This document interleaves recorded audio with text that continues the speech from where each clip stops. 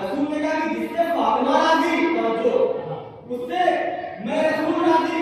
इसका मतलब यह हुआ कि अगर रसूल को राजी करना है तो उससे पहले बतूल को राजी करना होगा, उससे पहले बतूल को राजी करना होगा।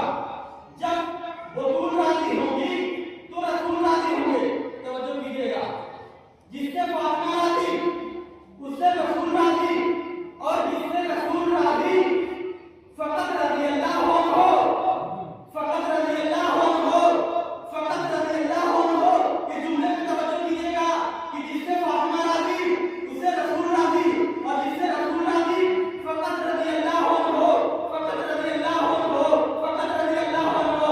अधिकांश मोहतरम, दुनिया लाख किसी को रज़ी अल्लाह कहती रहे, जब तक रसूल की बेटी फातिमा राजी ना हो जाए कोई रज़ी अल्लाह।